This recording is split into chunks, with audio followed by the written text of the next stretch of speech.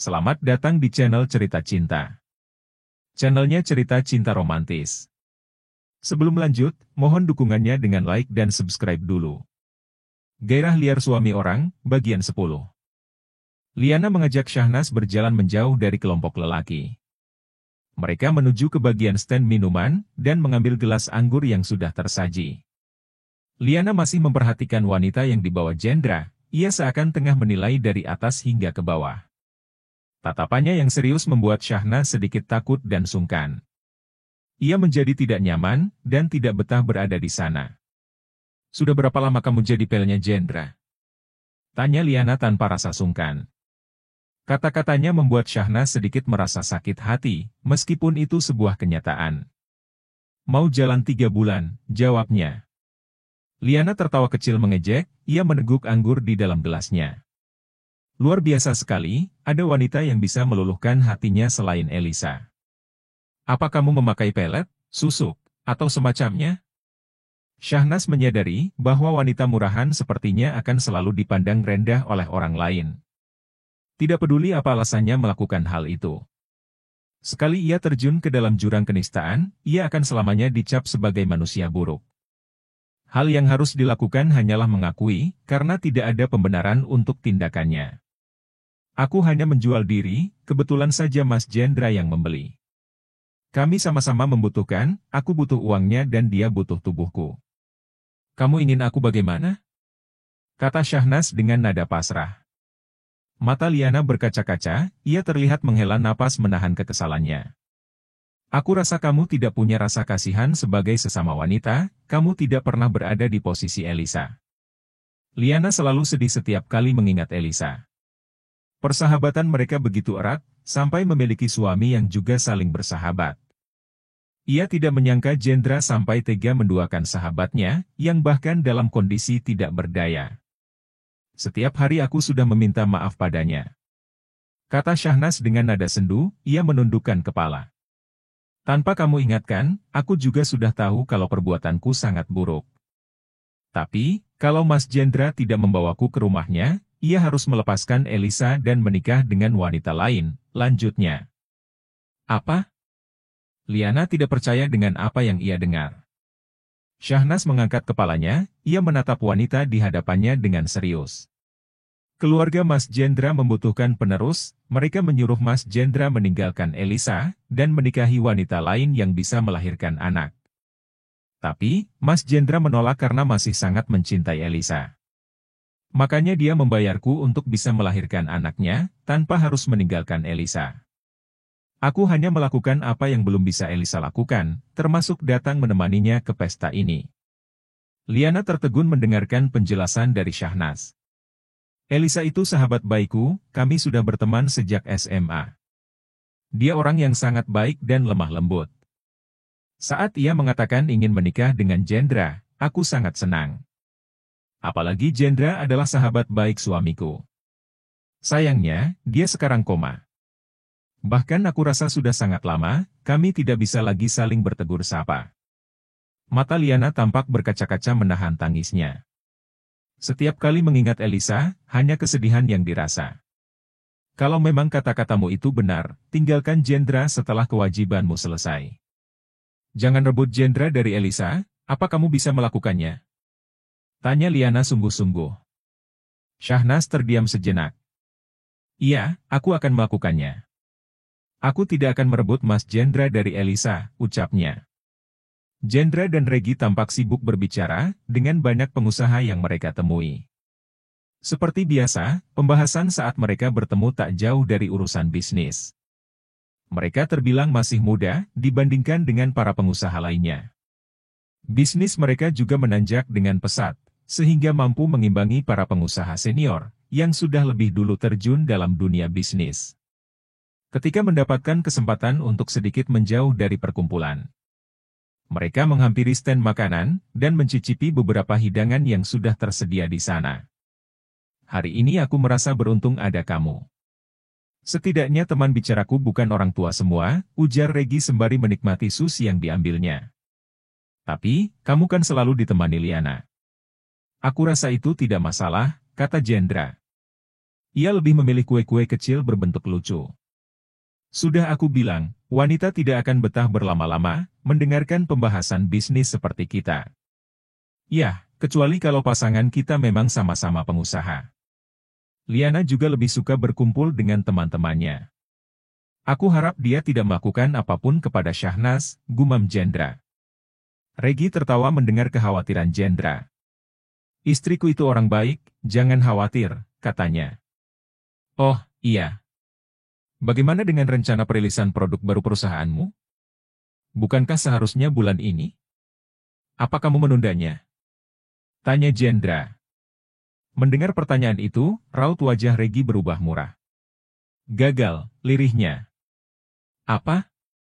Tanya Jendra penasaran. Regi menghela napas. Perusahaanku tidak jadi merilis produk baru itu, Jendra.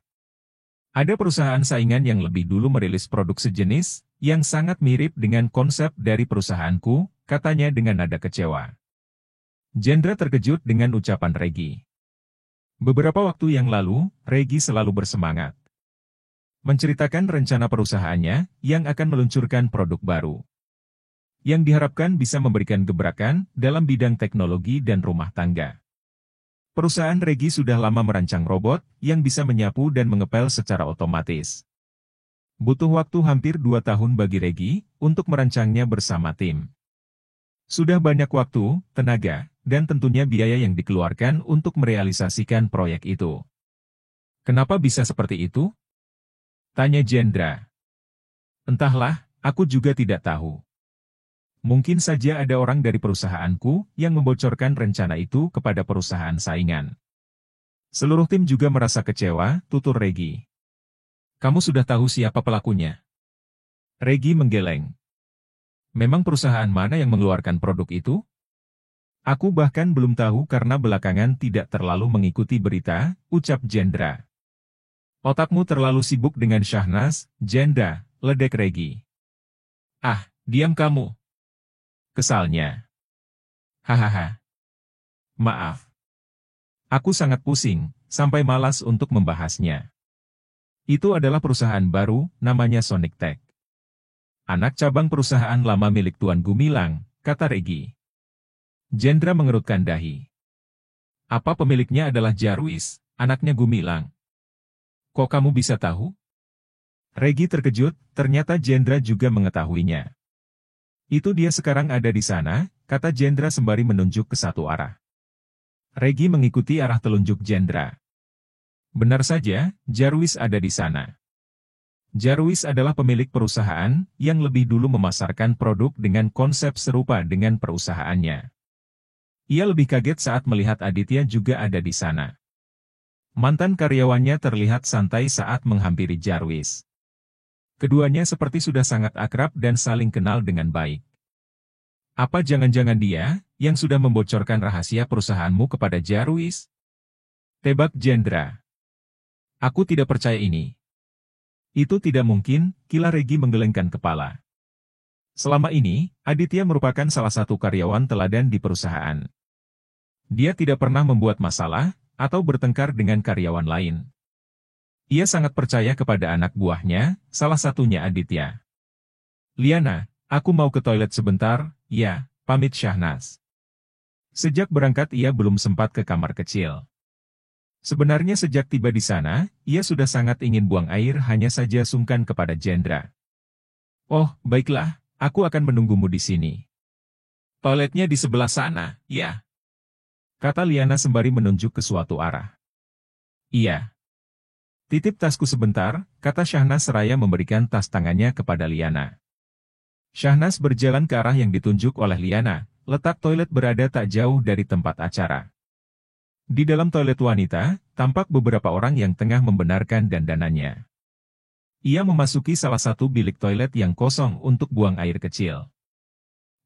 Tadi itu wanita yang datang bersama Pak Jendra, ya? Samar-samar, Syahnas bisa mendengar percakapan orang yang ada di luar bilik. Mau tidak mau ia tetap mendengarkan percakapan itu. Sepertinya aku juga kurang begitu memperhatikan. Tumben Pak Jendra mau datang, biasanya dia tidak pernah mau kalau ada acara seperti ini. Iya. Bahkan yang jadi kejutan dia datang membawa istrinya. Ah, aku patah hati sekali Pak Jendra ternyata sudah beristri. Kamu selama ini kemana saja? Pak Jendra kan memang sudah menikah. Iya, sih. Tapi kan Pak Jendra tidak pernah memperlihatkan istrinya.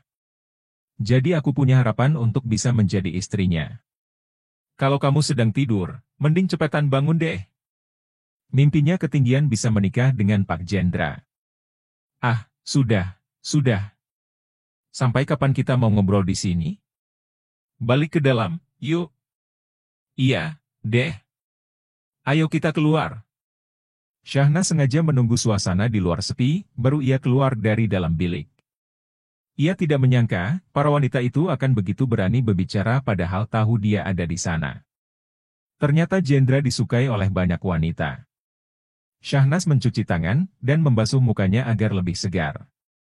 Di dalam tempat pesta rasanya pengap, karena banyak sekali orang yang datang. Ia menghela napas, dan menatap dirinya yang ada di dalam cermin. Ia sudah tidak betah berada di tempat pesta itu. Aku bilang saja sama Mas Jendra kalau aku mau pulang, gumamnya. Syahnas berjalan ke arah pintu keluar toilet. Tiba-tiba seseorang menarik tangannya dengan cepat, dan membawanya ke arah sudut yang sepi tak jauh dari sana. Mas Aditya, serunya kaget. Ia tidak menyangka akan bertemu dengan suaminya di sana. Ia sampai tertegun melihat kedatangannya. Aditya tanpa ragu langsung memeluk wanita itu. Meluapkan kerinduannya, ia benar-benar merindukan Syahnas. Mas, hentikan, lepaskan aku, pinta Syahnas. Ia sangat takut jika ada yang melihat keberadaan mereka. Aditya menurut, ia melepaskan pelukannya. Ia pandangi wajah wanita cantik yang ada di hadapannya. Malam ini Syahnas tampak sangat cantik, ia tidak percaya wanita itu bisa tampil begitu cantik seperti sekarang. Ketika tangannya mengusap pipi wanita itu, ada getaran yang terasa dalam dirinya. Ia terpesona olehnya. Namun, saat bibirnya hendak mencium bibir sang istri, Syahnas menolak dengan telapak tangannya. Jangan, Mas. Ini sudah berlebihan, kata Syahnas. Kenapa? Aku kan suamimu. Tanya Aditya, ia merasa sangat kecewa dengan penolakan wanita itu. Tentu kamu tidak lupa dengan perjanjian itu kan, Mas? Kamu sudah menjualku kepada Tuan Jendra, kata Syahnas mengingatkan. Aditya melihat ke sekeliling. Suasana aman, tak ada siapapun yang melintas di sekitar tempat mereka. Tidak ada siapa-siapa, kamu tenang saja. Aku kangen banget sama kamu, ucap Aditya, ia berusaha merayu. Syahnas menggeleng. Aku tidak mau mengambil resiko, Mas. Mungkin saja ada CCTV di sekitar sini. Kita tahu, berurusan dengan Tuan Jendra bukanlah perkara yang mudah. Dia punya kuasa dan bisa menuntut kita, tuturnya. Aditya hanya bisa menghela napas. Begini ya, rasanya memendam rindu pada istri sendiri, protesnya. Lalu kamu mau menyalahkan siapa? Bukannya kamu sendiri yang sudah menjual aku kepadanya. Kata Syahnas dengan ketus, tatapan kesal dan benci bisa terlihat jelas dari sorot matanya. Aditya tidak bisa mengelak dari ucapan Syahnas. Maafkan aku, Nas. Kita memang tidak punya pilihan lain saat itu. Kalaupun ada, pasti aku tidak akan mengorbankanmu, kilahnya. Ya sudah, Mas. Kalau begitu, aku mau kembali ke dalam dulu, pamit Syahnas. Aditya menahan tangannya seolah tidak rela ditinggalkan. Kita kan baru sebentar ketemu, Nas. Apa kamu tidak kangen aku? Sudah hampir 3 bulan kita berpisah, hampir tidak ada kesempatan untuk kita bisa bertemu. Kesepakatannya kan memang seperti itu, Mas. Kamu sendiri yang setuju, kalau kita tidak akan bertemu selama aku jadi milik Tuan Jendra. Tepis Syahnas.